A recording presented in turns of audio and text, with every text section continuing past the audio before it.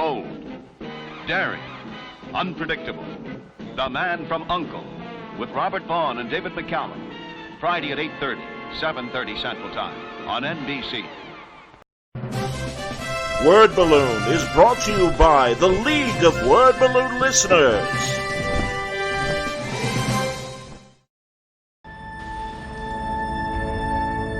Years of work pretty much into this big coffee table book, which now is benefited by a show like this where you can see a lot of this stuff that I newly created and some of the older stuff I've done.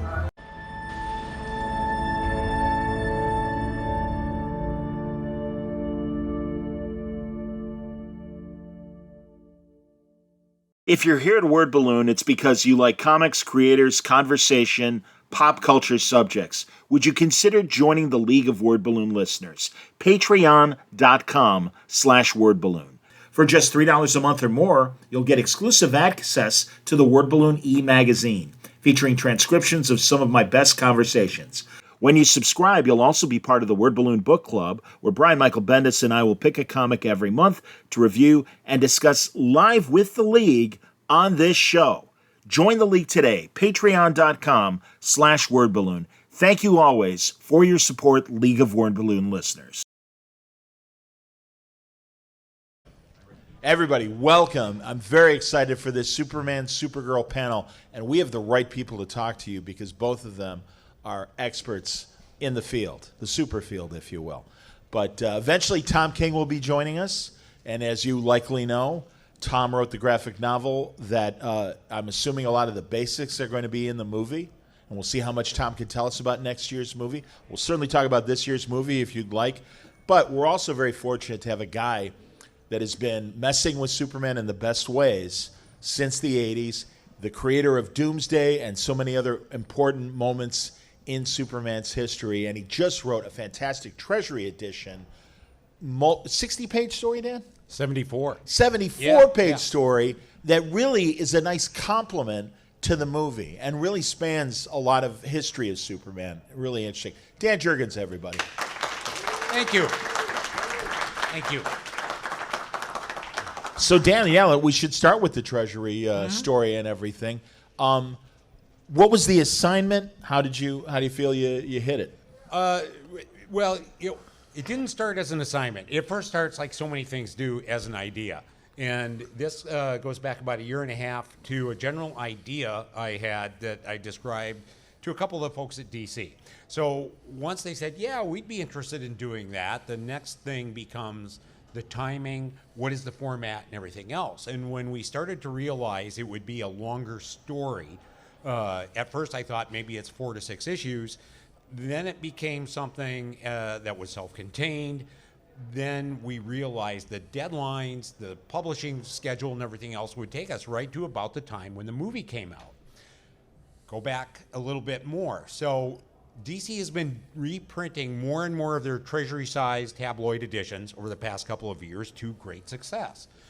Back in 1978, when the first movie, Superman movie, came out with Christopher Reeve, there was a Treasury edition, nice big black edition with a photo of him on the cover. Yep. And someone at DC, just as we were talking about it, said, oh, wouldn't it be great if we could do a Treasury edition, kind of like to celebrate the movie the way they did then. And as soon as this person said that, we all said, that's what we're going to shoot for. And that then described the page length, the story, and everything else. That's when the idea does become an assignment. But it was very much the idea of doing something that would celebrate the character, something that would stand alone, both today and beyond Certainly. the release of the movie as well. Something that we would have a feature in the back about the movie, and the photo cover for the movie as well. So that's what we had. That's excellent. And you know, that original Treasury edition for the Christopher Reeve movie, there was actually something in the contract that they couldn't adapt the movie like they do for so many other movie adaptations. And I mean, I don't know if you do you remember. Were you aware of this part of the story? Yeah. Attaboy. Well, I appreciate you letting me tell it. But also, yeah. And I guess as a response to that, it started as a movie treatment. But Elliot Maggin back in the day wrote this great original story called Last Summon of Krypton. And he was going to try and pitch it for the movie, but they're like, we got Mario Puzo. Thanks anyway. So he literally went 2 floors down in the Warner building to Warner Books. And it's like, hey, would you like a Superman novel? And they're like, yes, we would. So it was great. So that's how we got Last Son of Krypton. And then he's also later Miracle Monday. I'm glad he sat down. I must introduce him. The man who gave us the wonderful story that is the graphic novel of Supergirl. He also wrote Up in the Sky with Superman with one of the Kuberts. And Andy? Andy. It was Andy. All right, excellent. So, 50-50 chance. But everybody, say hello to Tom King. God, Thank Tom you. King. I'm so sorry I was late. I was at the table. I have no Sorry, great man. excuse. We're cruising and everything. Tom, I know, and I'm sure all of us, based on that bonus scene, or really at the end of Superman, not the bonus scene, suddenly Party Girl Supergirl shows up. Spoiler? What? Yeah, sorry. I what figured. the- Have we all okay. seen the Has movie, everyone everybody? seen the movie? I kind of figured. I mean, yeah. Just it's once? What's your problem? You don't like good things? Come on. Tom, forgive me. The name of your graphic novel. With I've written 40 graphic yeah, novels. but the super. We're talking about Supergirl. I think You we all just know. blew a fuse in my head. I was like, what is the Which name of one one? of them? Yeah. I was like, Batman something. A Supergirl Woman of Tomorrow. It is Woman of Tomorrow. Okay, I wasn't certain. And Bilkis, how do you say her name? You were close, Bilkis. Bilkis. Yeah, Give hard me Q. Full name for the. Oh, Bilkis Evely. Bilkis Evely, absolutely. So she is more adult in the comic, and it's at least seemingly so based on the party girl we saw at the end of the movie. And I would imagine without spoiling, I would assume the events of the story that is being adapted by James will suddenly make her more mature and serious about whatever obstacles she may have. I've been sitting here for 2 fucking minutes. He's always trying to get me to ruin my career and spoil the goddamn movie. I think I'm going to fall for that. I have interrogation training from the Central Intelligence Agency, John. He does. That's not going to That is real. Yes. So what can you say about the movie? I'm other very than- excited for the project, and everyone working on it is wonderful. There you go. Very good. Good answer. Good answer. All right. You knew it was going to come up. But truly, that book, and I'm so glad James has focused on that book. So, what has he said about the graphic novel that you can share with us other than, yeah, it's great? It's not going to be much more than, yeah, it's great. I warn people, like, these are wonderful questions. I would ask them to myself, and then I'm going to give you these horribly generic answers. But here go the generic answers, and I apologize for them in advance. I'm incredibly flattered that this is happening. I'm inspired by James's passion, not just for this graphic novel, but for comics. He's a true comic fan who's been reading since he was a kid, who knows these characters inside out, cares about them, wants to both elevate them and honor them. And I look forward to him doing that with Supergirl, with this incredible cast and this incredible director and this incredible screenwriter. Excellent. That was super generic. It's all true, but it's generic, so I apologize. No, it's all good. Absolutely. Dan, over the years, the dynamic between Supergirl and Superman has changed. How many times have you played with that relationship? Well, in some ways, the answer could be not at all. And I say that just because when I was doing a lot of the Superman stuff, technically there was no Supergirl. Exactly. It was, John Byrne had redone the character and always seen Superman as the last son of Krypton. No other Kryptonians around, which meant that if we wanted to do Supergirl, we had to come up with an approximation of Supergirl, which was the Matrix character. Yes. Within that, we tried to make it as much like Superman's cousin and everything else as we could and have that relationship. But at the same time, kind of wasn't Supergirl. Yeah. So, yeah. Was it a relief then to not have to deal with the decades of continuity and canon, Kandor and all the other Kryptonians and stuff? How did you, when you got the assignment to start working in that Byrne era and everything, how did you feel about it? I actually enjoyed the clean slate, and I would also say I think there had been too many things that built up relative to Superman that way. I do think there is a problem when you try and make a character special like Superman, and yet you open up the cover and there's 42 characters with S shields on. That then does detract from the uniqueness and special quality of the main character, and especially someone like Superman, where that wasn't there in the beginning. So I appreciated that clean slate. I think there are a lot of advantages to it because it doesn't water down the main character himself. That's cool. By the way, everybody, please, if you have questions, I'll ask you to walk up and use the microphones just because we're recording. But if you want to start lining up and everything, again, the three of us can talk forever. I've had many conversations with these guys and I have a million questions for them. But obviously, this is your opportunity to get in there and ask questions as well. So please take advantage of it. Tom, you wrote this great Superman story with Adam Kubert, Up in the Sky. Andy, you missed it. See, I blew it. I knew I was going to blow it. I knew Although I was going to with blow Adam it. in a second, he's been at Marvel my entire time at DC. So, well, you forgive me. It's Sunday afternoon. But it's been a lot of panels. But honestly, it's a great story. This was the special books that were coming out through Walmart, if you remember that. Thankfully, it's been traded. It's bizarre how big that book from very small, very, very, very small beginnings. I think it was the least selling book in all of comics. Not because it was, for people who remember very old school, it was a Walmart book that Andy and I did. I'll go back to its origins, but the head of DC at the time, Dan DiDio, had come to me and said he's launching this huge new Walmart. It's going to be the biggest. Dan was always like the biggest thing ever. It's going to be great. I love it. All right, we're going to be in every Walmart. We're going to sell more comics than it's ever sold before. It's a great strategic idea on paper. Yes, it was. And at the time I was on Batman, and Bendis had started on Superman, and he's like, I want you to do another Batman story, and then Bendis will do a Superman story. And this one of the smartest things I did in my history of my career was like, I'm so tired of writing Batman. Can we trade? And he do Superman and I do Batman. And I think Bendis did some of his best work in DC in that Batman Unlimited story. Oh yeah. And I got to do Superman. And the only time I've ever gotten to do Superman was this one opportunity. So it was a total spur of the moment. I didn't want to write another Batman story that week, and I got the opportunity. And then it went into the stores, and it was a complete success, except that nobody bought them or knew where they were or could find them. And because every store, I don't know about you guys, did you guys try to buy the Walmart books? My store would have them in this box next to the trading cards, and there was nothing to compel, like just somebody walking in and seeing them on the wall or any sort of priority shelf space. So that's what happened. Yeah, so it was different places at every place. It was in this kind of someone a wonderful Pants, who we both know. Of course, Brian Christman. He went to a Walmart and got me one of the boxes, and I have it in my office. Oh wow! Oh, that's cool. So can I take this? And I'm sure they're like, yeah, we don't care. Yeah. But it was. Nobody knew where they were. Nobody knew how to find them. They were different in every store. They were stuffed. Not there at all. Or not there at all. And they were very people in comic stores, they're professionals. They know we nerds actually care about our comics being perfect and beautiful and pristine. Nice. People at Walmart don't. No one told them, so they were like kind of crushed and yucky. Yeah, a bunch of magazines. They didn't give a damn.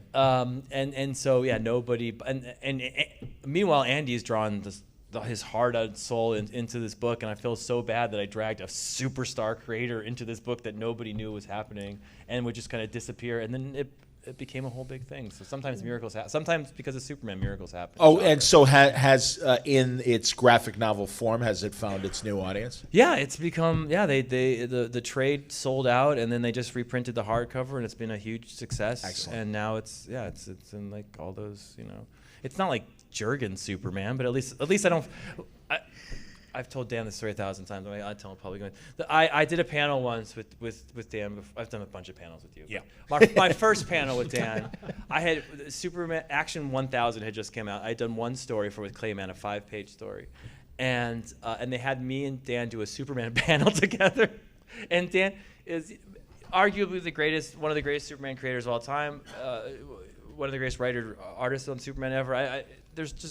He's on the Mount Rushmore of Superman creators. I would agree. And I had a 5-page story. And I've never felt so ridiculous on a panel, but now I can at least feel mildly less ridiculous. More than mildly, I'd say. Standing here in the shadow. Sir. Sure. I could ask so many questions, but I guess since this is a Superman panel, Tom, in Up in the Way, you have this conclusion of the story where Superman is ferrying the little girl back home, and she's asking all these questions that she gets to ask Superman, which I guess we all wanted to ask Superman, and I guess it's sort of a big responsibility too, right? To sort of be the person who is answering. I know that's always true. It's true of Dan too. Whenever you're writing for Superman, you have to decide what Superman thinks, but these are also sort of big questions, like questions you'd ask Santa Claus or something like that. And so I guess how do you get into the mind space of something like that? And I guess, Dan, you could also answer those sorts of questions.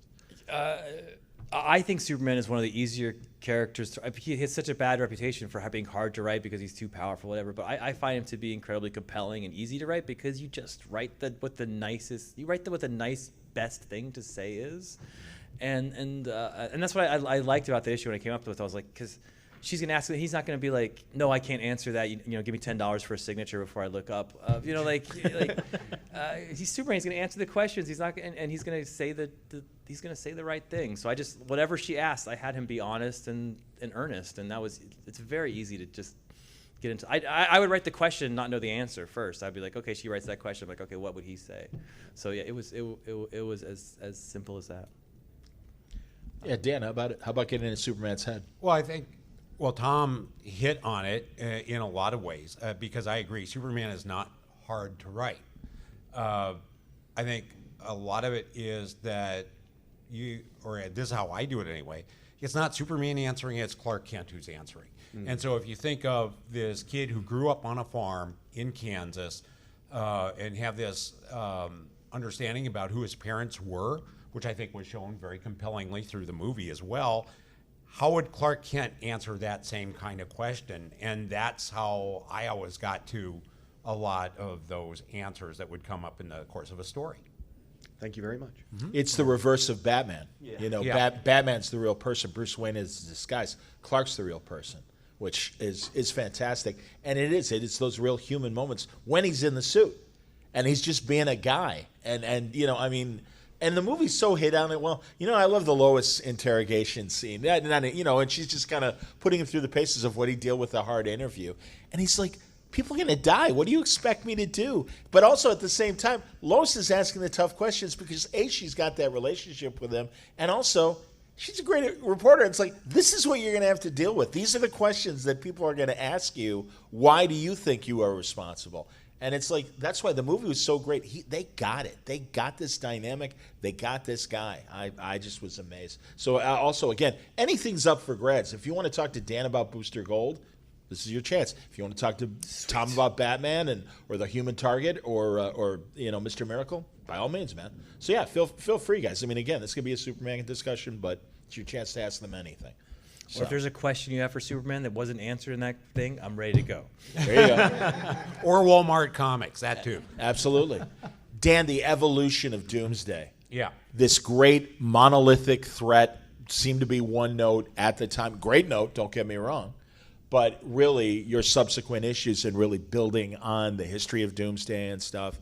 So was that always in your head? No. There was one thing in my head, and that was, so at the time, Superman had so many villains that were just guys in business suits. Lex Luthor then did not have the armor that he had sported previously. There was the Prankster, there was Toyman, there was a villain called Mr. Z, and they were just guys in business suits. And the artist in me just said, I want to draw a knockdown, kick-ass, drag-out fight that just destroys the city. That was just me being the artist at that time. But part of it is because we did not have that in the books at the moment. So we started talking about it, and as we, started playing around with the idea of the death of and who it might be, I had just written down a couple of notes on the monster that crashes Metropolis. And so the artists in the room was me, Bogdanov, Tom Grummett, and Jerry Ordway. We all did little sketches of Doomsday, and we held them up and we voted on them in the room. And they, everyone agreed to go with mine, and then we started to flesh it out from there. But the whole point was to come up with someone who was the opposite of Superman, because Superman is so much the creature of reason. And we had all these villains that Superman could have a conversation with. We wanted someone he couldn't understand, and just any more than you can understand a hurricane or an earthquake, but someone who was on legs, and that was Doomsday. And that was the whole idea behind Doomsday, to be this unreasoning instrument of violence that Superman could not reason with. That's beautiful. I love it. And again, the evolution of him since the Kryptonian background and why he was created and everything. So if you haven't read Dan's subsequent Doomsday stories, you really ought to, because they're amazing. Tom, what I love about the difference between Superman and Supergirl is obviously Superman came as an infant. It's the Moses story. and that's great. But I am curious about the fact that obviously Supergirl left Argo City as a teenager and had a life on Krypton. But in particular, and I don't know how much you've explored it or thought about it, but Zor-El and Allura, Supergirl's parents and stuff, any thoughts, and Dan too, any thoughts on them and perhaps the contrast of them to Jor-El and Lara?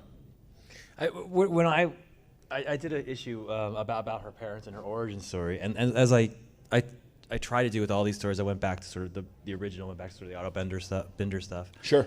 And her origin was very. Otto Binder was famously like a sci-fi wrote to force android stuff, and he had given her this insane origin story. And I read it and I was like, this is insane, but it's like oddly insanely compelling.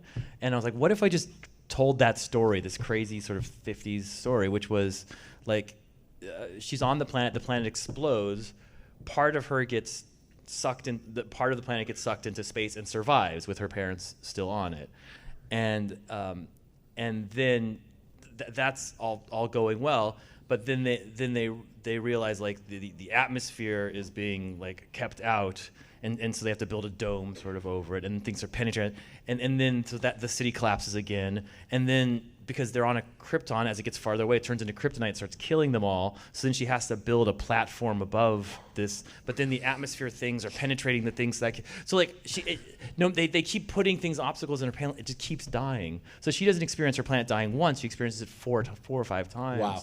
And it kills her mother first, and then her father sort of left and lets her go. And I was like, that's bigger than just like, oh, your planet explodes once and gets off. She experienced like three deaths in front of her parents, and her whole community. And so, just it's one of my favorite issues I ever wrote, because I just wrote like, what if I was Superman's dad? It was basically because I had a daughter, Sure. I was like, what if or Supergirl's dad? Sorry, and had seen my daughter go through all of this, and then had to sort of jet her off. And I wrote, it's like one of the big things I wrote, which actually makes me cry, is me writing this sort of and I made him more stoic and Kryptonian. And Zor-El? Zor-El. I stole like from the John Byrne sort of a little bit of.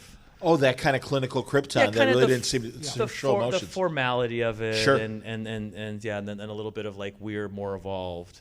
But it was sort of in the way that people who have a father who desperately loves them but is kind of military and can't kind of show it, and I made that part of his character, and so that when he finally, like, I'm gonna get choked up, but when he finally is like, she's like, why me? Like, I'm the one person you saved, and because you're my little girl, and you always will be, and it's like, oh my god, it just like I remember writing and just go, ugh. And I've cut out those pages and I put them on the wall of my daughter just to give her a guilt trip. So she has those on the wall of her room. Now I think when I wrote that she was 11. Now she's 15. So she probably rolls her eyes at them instead of Take them down. That's hilarious. Have you ever thought about the contrast of like Zor-El and Jor-El and Lara and Allura? Not a lot, and again, your status. But, and it was just because there was no Zor-El. I'm hip. When we were working on it. One of the things to also go back to is if you look at what Byrne and then later John and Mike Mignola did with Krypton, was they did make it this sort of antiseptic sort of place. It was based very much on the '78 movie, only they set it more in a barren desert sort of setting rather than an icy Arctic cold sort of place. But that was based very much on that, and John just took it to a whole other level.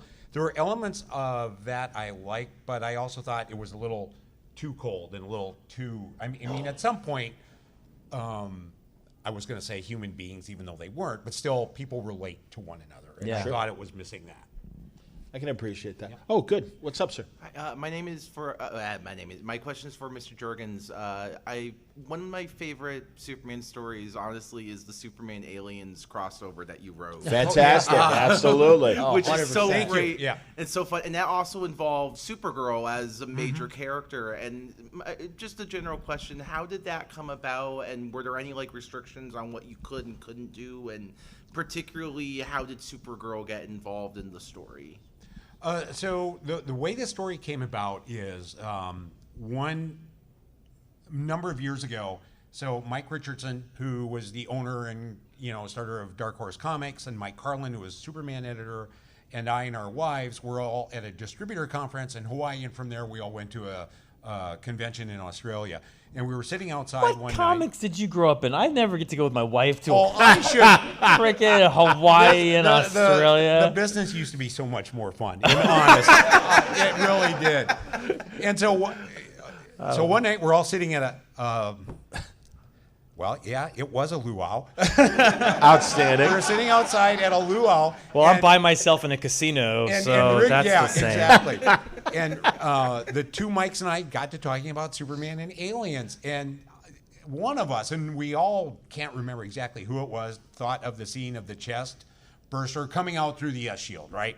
So we all said, we're going to do this crossover. DC and Dark Horse got together. We pitched the story.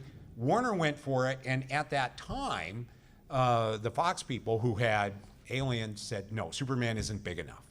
We're not going to do that." Yeah, can you believe it? So we do the death of Superman, and they saw what the sales numbers were, and they came back and said, "Oh, we'll go with that now." So anyway, as we started working on the story, I had always wanted to bring Kara into the books somehow. So we said, I kept pushing Mike and said, "Come on, let's do it here. And maybe it will get people asking. Maybe it's, look, there's this blonde girl. Is it Kara? And yeah, is it his cousin? Is it not?" And we went ahead and did it. There was always a thought of bringing her into the books somehow as Superman's cousin. That would be this thing that would be discovered later. But it just wasn't going to work out. And one of the traps I built for myself was them then realizing we can never refer to that story again because it was a crossover story with another entity, another company's IP. So that's one of the reasons we stayed away from it. But everyone was supposed to interpret it exactly that way. Thank you. You're awesome. I'm so Thank glad you you brought so much. No, but I'm so glad you brought that up because it is stories like that because of the fact that it's two companies.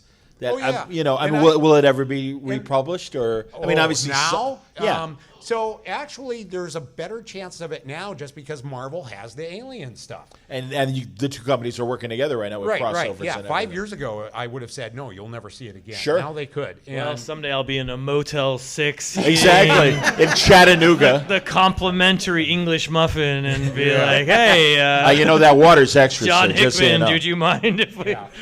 Yeah. For real. I look forward to it. That's so funny. You're not wrong. Thank you I know so you hear much. about who said, and forgive me guys, I've done so many panels this weekend, but I think it was the Daredevil people. Yeah, it was Anicetti and Ralph Macchio and Romita Jr. And it's like, Jim Shooter sent us to France as Marvel's ambassadors for Angoulême, one of the great French comic conventions. And then we went to Paris and we spent some days in there, all on Marvel's dime. Those were the days. oh yeah. Oh, well. Not only that, but if you were an artist at a convention, Shooter would pay you to sit there and draw sketches to give away to fans for free. Fans got free sketches. The artists got paid that way by the publisher, which in a way, since they're doing Spider-Man or whatever, is the way it should be. Absolutely. So go figure. But Well, yeah. And it's interesting. I guess the Europeans, they expect free sketches. I don't know if that's changed in the last couple of years, but I definitely know in the 2000s, like, no, they expect free drawings, and even from writers. So I don't know. Well, I know you do. You ever get a drawing from Tom? They're literally they're stick figures, but he puts a lot of thought in his. How would you describe your art, Tom? Witty. It's witty. I was looking for a horrible word for ugly, but they weren't bad enough. Yes, shit stained maybe. There you go. Very nice. Shit stained. Yeah. Well, they're certainly memorable autographs if you should choose to get his drawings. But please. Yeah, I met you both in person, but thank you both for being here. My question actually is for Dan. You started touching on this, but without just that kind of generic plan for Doomsday in the beginning, I'm just wondering how then you got to the stuff that you did in Hunter Prey, like the Kryptonian connection, the always evolving, everything else. I'm going to sit down just because I don't want to stand too much, Okay. but thank you. Thank you for standing. A lot of it is because once the character came out and people responded the way they did, I knew we had to do an origin one way or another. Everyone was asking for it, trying to understand the character. And because so many people had seen it, it's kind of like the pressure is on, and it really forces you to work at it a little harder and think beyond some of the obvious things and try and come up with something a little bit different. So, and we also had the luxury of time. Between the time, let's say we did The Death of and Hunter Prey came out, probably almost 2 years. So it was with you. One of the rarest things we ever have is time to do it the way we want to. Yeah. But that was a case where I had enough time to think about it and enough time to plot it out that I could make it work, which is a luxury. Come on up, sir. Thank you both for being here.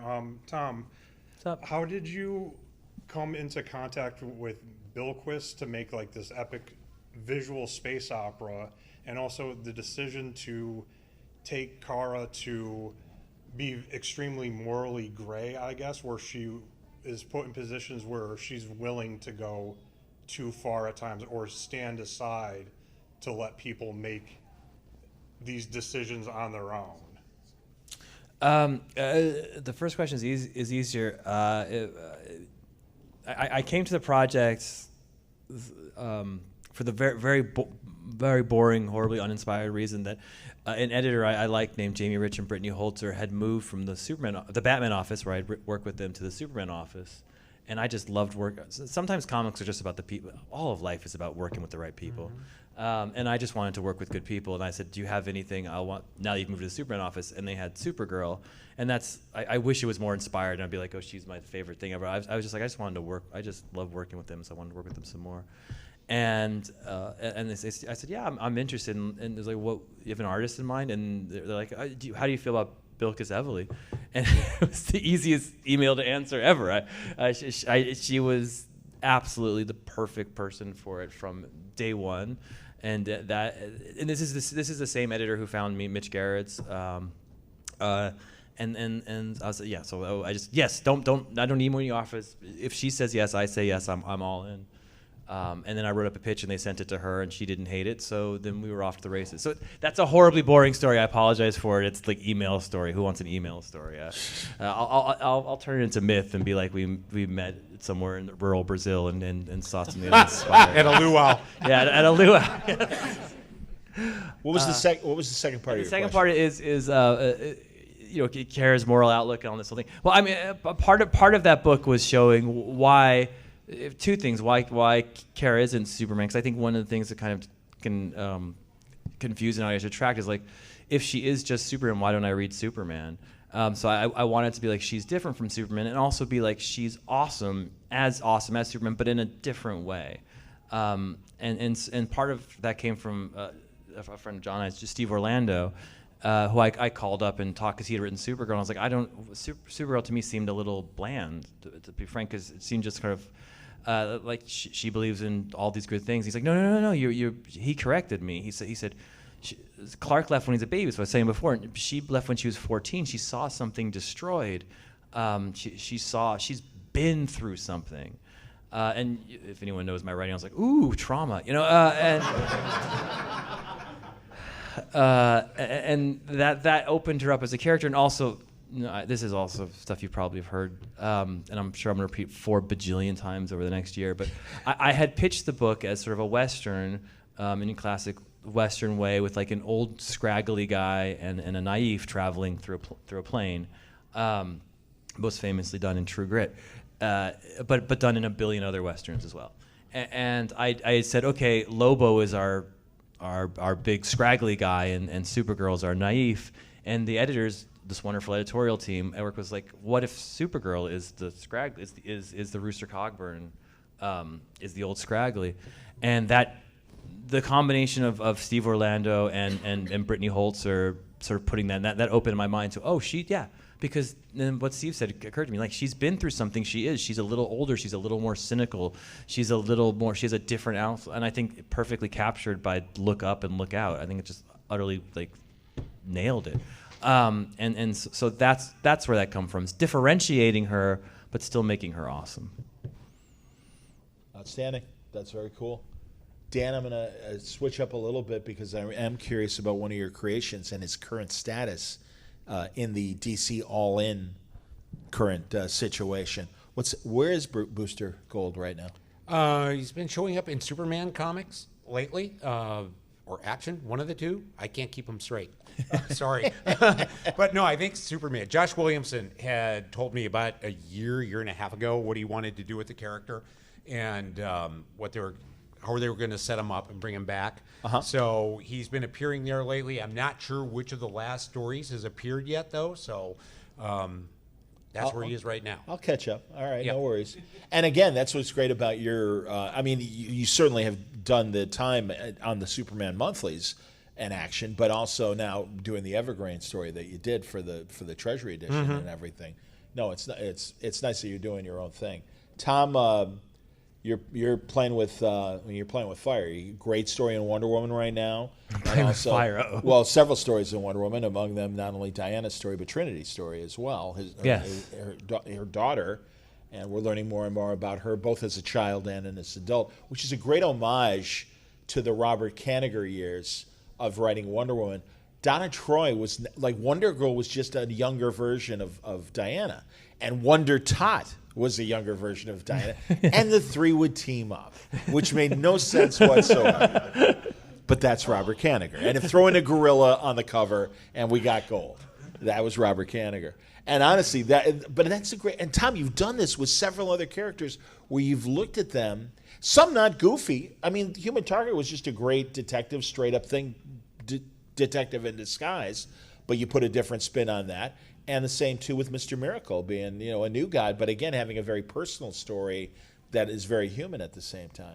But yeah, I mean, you see these original ideas and something else comes to mind, it seems. Yeah, I mean, I know that the Trinity, for people, I write this book called Trinity. It's my favorite thing I'm writing now, and it's just goofy and stupid and funny. And it's funny. It's the only. I've been in comics for 11 years. I have 3 children. It's the only comic they've ever liked that I've written. And they read it literally. It comes in and they like ask me for my comps. My comps come in. I'm like, I got a Batman omnibus. Like, no, nothing. But like a Trinity 3 comes in, like yes, and they read it cover to cover. And I don't know what part of my life I'm in that I'm not writing suicide and instead I'm writing goofy teenage girl stories. But I wrote a book that I grew up on Frank Miller and Alan Moore and Dan Jurgens killing the world's best superhero. So like I had sadness in my heart, but I also grew up on Calvin Hobbes and Charles Schultz and Farside. And that side of it, and that's what Trinity is about. And yes, thank God, you're the only person who got the reference, John. That I created this. She's the daughter of Wonder Woman, and I created 3 versions of her. A 6-year-old version I call Wonder Robin.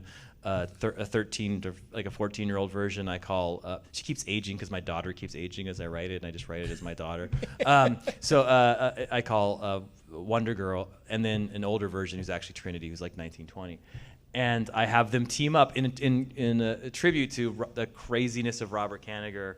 And I think Ross Andrew was on those comics. I believe you're right. Oh, yes. There you see. There you go. Attaboy, Dan. And they have terribly silly adventures. Right now they're chasing corgis through space and time, who are dressed as Batman and Superman, so they're Bat corgis and Super corgis. And it's the best thing. In the next issue, I wrote something called The Wedding that was super popular, not controversial, and I have them revisit this story I wrote called The Wedding. So it's like me going back 10 years to visit this story. So yeah, that's just me having a fucking ton of fun, and it's wonderful. And then but if you want depressing and horrible, I do have Wonder Woman. Please, more. Yeah. And so that's like the other side of the coin is writing Wonder Woman, which is a straight superhero book. And it's Wonder Woman is a character full of hope and love and all that stuff, and she's rebellious. But her world is very, unlike the Trinity world, very treacherous and very, very terrifying. And she's like the light in the darkness. That book's about sort of traditional but themes that I think resonate right now. And so right now she's kind of, I'm using another old obscure villain called Mouse Man, who had two appearances, and he has taken over an island out in out in the ocean somewhere. I don't identify it, but and he's created his own society. What basically happened was after the crisis on Infinite Earths, a group of people decide we don't want superheroes. They got to deal with both the UN and the Justice League that we want to live in a place without superheroes because superheroes killed our families in crisis. And so he went, and there was a group of people very optimistic, and Mouseman was one of them. He was a sort of villain who had been pardoned by the president. And he eventually, because there's no superheroes to stop bad stuff from happening by law, he eventually took over the island and imposed his own order on it until the point where he outlawed language because he didn't want anything bad sent against him. And you're only allowed to say two things, which is Mouseman knows and mice have ears, which is that Mouseman, our dictator, is good, and mice have ears, he's listening to us. Hilarious. And so it's a whole society built sort of on the worship of this horrible dictator who's this stupid Wonder Woman villain, Mouseman. How close was that to seriously, given your Iraqi experiences? Because I had a friend who covered Iraq as a journalist, and he would go to ask Iraqis a question. Well, Saddam Hussein, our supreme leader, says blah, blah, blah. And literally every answer started with, well, Saddam Hussein, our supreme leader. So, that's what, when you said that, that's what it triggered me to think I was building this society based sort of on language where it's like there's levels. You get a little number based on what you're allowed to say. So if you're Mouseman, you can say whatever you want. And there's a level beneath him where you can say everything except one word, which is Wonder Woman. And then there's a level beneath him where you're only allowed to say compliments about Mouseman if you want to communicate to people. Like, oh, Mouseman is great. Mouseman is wonderful. Mouseman is the best. And then there's the level where you're only allowed to say Mouseman and mice have ears. And there's like, depending on where you are in the strata of society is how much language you're allowed to use. Fantastic. That's great. Sir, please. It's a question for Dan. I know that it was Matrix Supergirl, but that character definitely has an arc in the, Death of Superman, Funeral for a Friend, where, she's seen some things too, right? Her universe was destroyed, dupe of Brainiac, goes crazy. Right. Falls in love with Lex Luthor. Yeah. And then in that story, she seems to like, oh, Superman is gone. I really have to become more of a hero and leave that sort of stuff.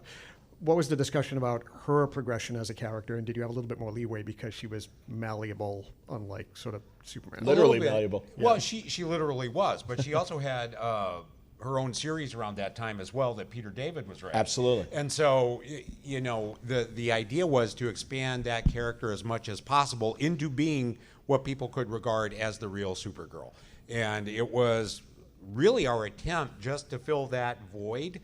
I know I had mentioned earlier that Superman as the last son of Krypton is incredibly compelling, but that doesn't mean you take away everything and everybody. And sometimes you go too far, and we were trying to restore just those few key aspects of Superman's universe to him.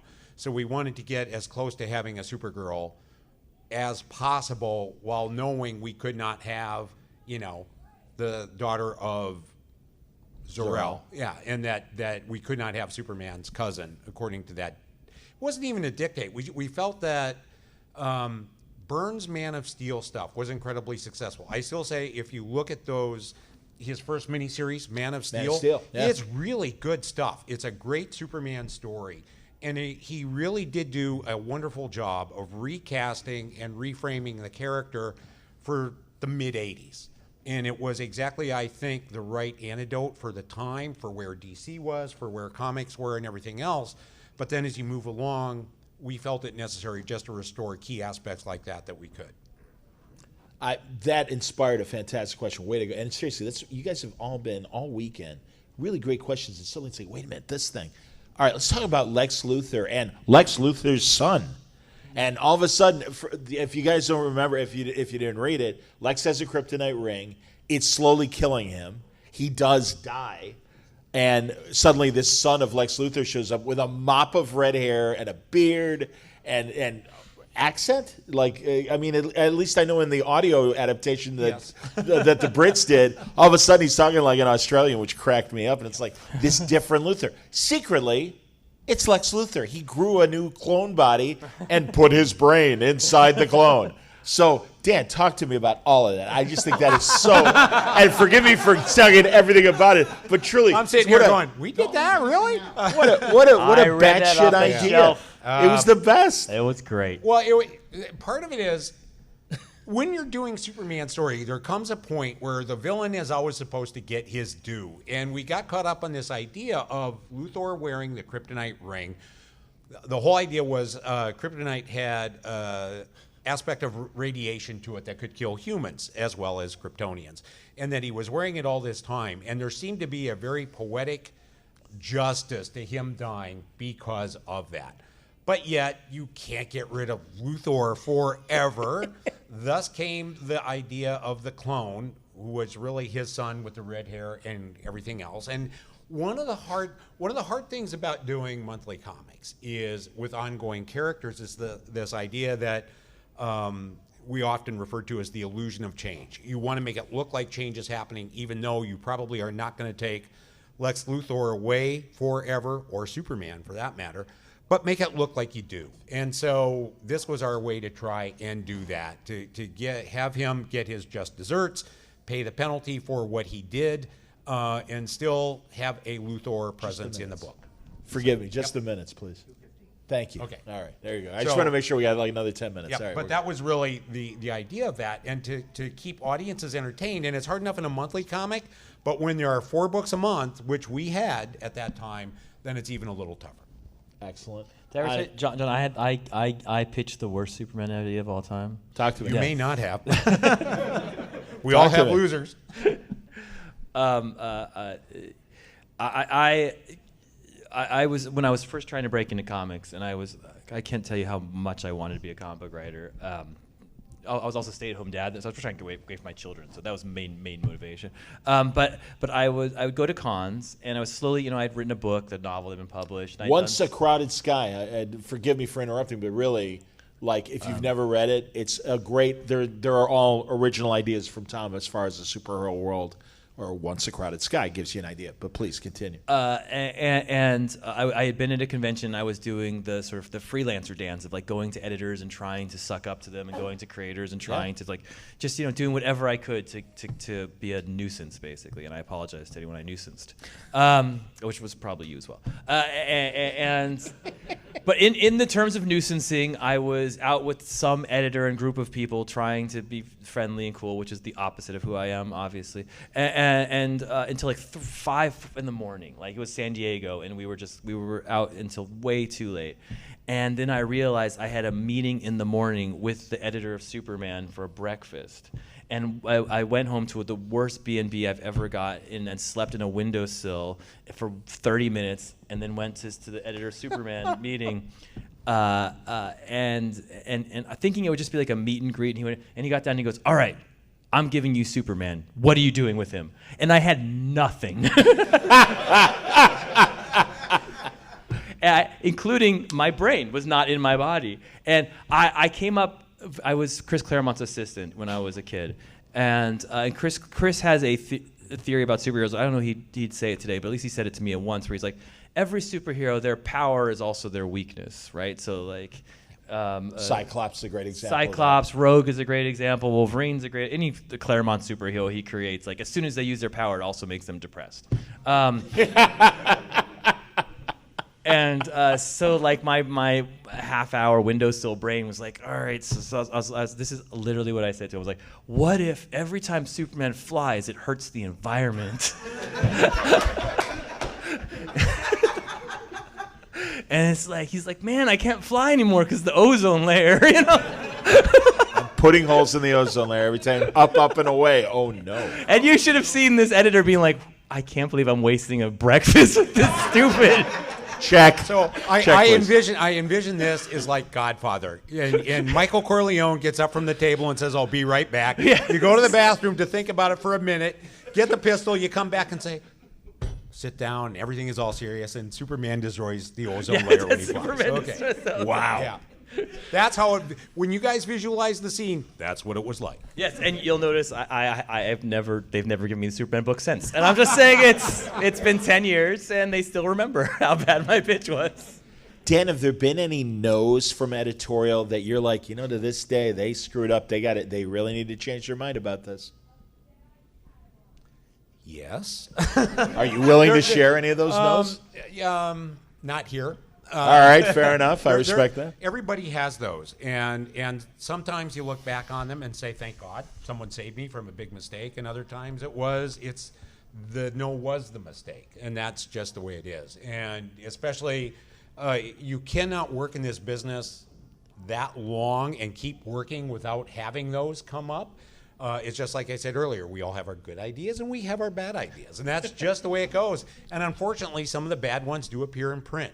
So it's that's really is, and a lot of those even come from you trying to go along with editorial sometimes too, and just do what you can, and you're like, yeah, you know what's wrong when you do it, and yet you do it anyway, and you try and make the best of it, and then realize, yeah, you should. Tom, I hope you'll indulge me with this, but there was a point before Tom was writing Batman. He had written this amazing miniseries you might all know, The Vision. He also did the Omega Men. But there was a crossroads moment of Tom's career where it was Marvel or DC. Do you mind, what? And also, much like Anna Seni yesterday, we were talking about her taking on Daredevil after Frank Miller and the incredible Frank Miller runs. And it's like, I am Anna Seni, I got some idea. Typhoid Mary. And again, it was amazing. Happened to Brad Meltzer with Green Arrow. You really want to follow Kevin Smith? I got ideas. Batman, Scott Snyder, massive run. Is that right? Was Scott right before you, right? Yeah. He was slightly popular in his run. Well, exactly. And Marvel, I don't know if you want to reveal specifically any characters that they wanted, but I know Marvel pressed you hard to, hey, stay at Marvel, Vision. We could build on Vision and other Marvel characters, but also, hey, Batman. So can you take us through the thought process on that? Yeah, this is a super turning point in my life because I chose DC and never looked back. But it was, I just envisioned Vision. I don't know. I was in the middle of Vision. We were like 6 issues in, and I'd been in comics for a year and a half, and I was which I'm very much not anymore. I was the new hotness. Be the new hotness. It's wonderful. Remember that? Those were the days, right? Yeah. Yep. And they offered me through a series of bizarre events that happened where sort of a lot of dominoes fell one way instead of another. They offered me a Batman #1, the third Batman #1 in the history of the comic, and I'd been writing comics for like 11 months or something, which that'll never happen again. Oh, so wait a minute. So Grayson wasn't Grayson before Batman, or yeah, no? but Grayson was, yeah. But Grayson had just run like 8. It was like issue 10 or something. Okay. Yeah, because we were in the middle of, and Omega Men. I very much remember when they gave me Batman. DiDio looked at me and said, "Hey, if you screw this up, we'll put you on our lowest selling comic." And I was like, "I'm already writing your lowest selling comic." It's called Omega Men, and I could just see Dan turn gray and being like, "Too late, I have it." And but I was very lucky at the time. This is all because of Vision. It's all because of that one book that just launched everything in my whole career. And so Marvel was also interested in doing more, and they put on the table for Walta, who I did Vision. They're like, we want to make a trilogy of books, and we were going to do Vision and then Power Pack and then Fantastic Four. Interesting. As like 3 family dramas in a row, and do like a whole epic kind of 3-year journey through and the theme of family. And which sounded brilliant to me, and I loved my editor there, and I loved the situation. I loved working with Walta. And it's so silly to say now, but I really love my letterer, Clayton Cowles. Great. Sometimes That's never, I hear you. That's right? never silly to say.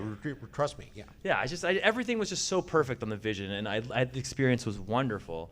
And as opposed to going to Batman, where I'd be following Snyder, and it'd be so much pressure, and and I'd be working with an artist, David Finch, who's obviously a genius and a legend, but I had never worked with him before. Sure. This is a Connecticut story, so it's good. A good friend of mine who was a comic book nerdy friend, I went up to Connecticut and stayed at his house. His name was CK, like a blue collar New England guy, 6'5" football player. And I'm sitting there being like, I don't know, man.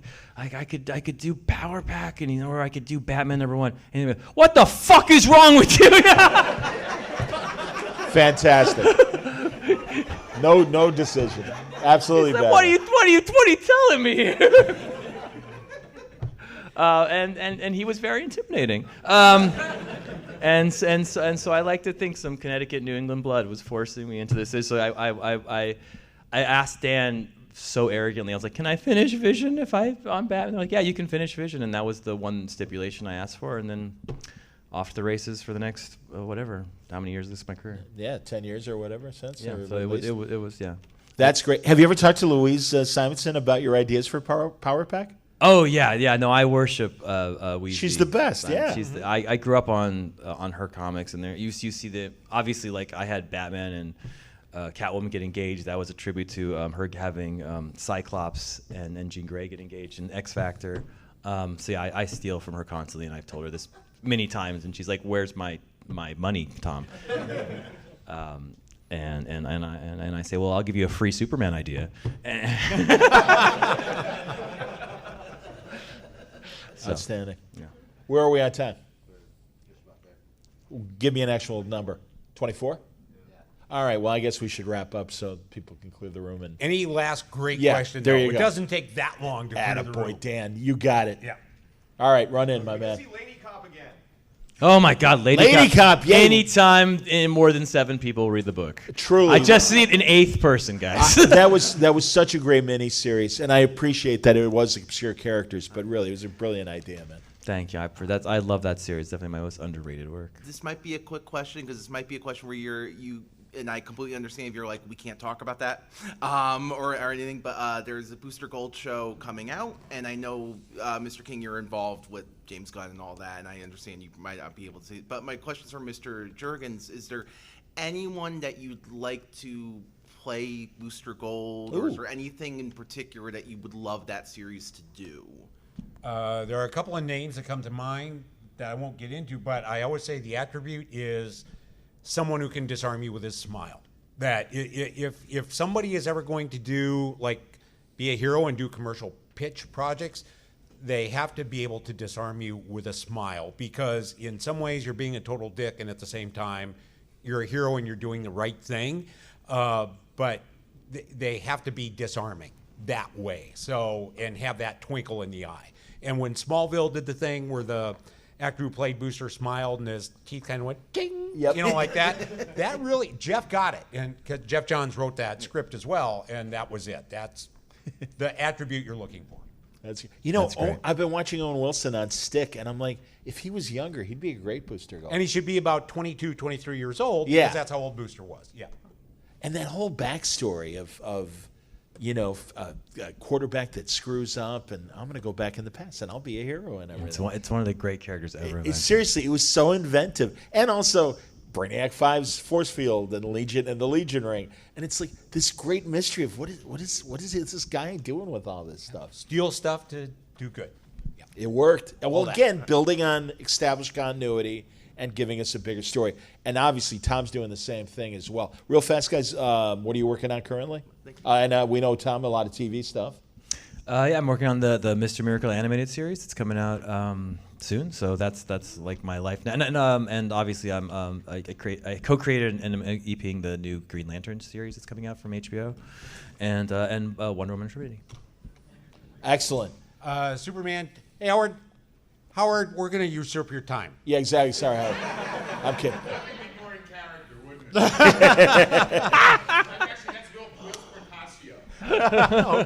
Okay. Very quickly, Superman Treasury, which just came out. The Batman, the second night, which is our follow-up to the first night, comes out. First issue is next month from DC Black Label. There you wonderful. go. Oh, I love that Thank book. these gentlemen. Stick around for the great Howard Chaykin, who is minutes away. Not at all. Thank you for coming. Thanks a lot, everybody. Great question.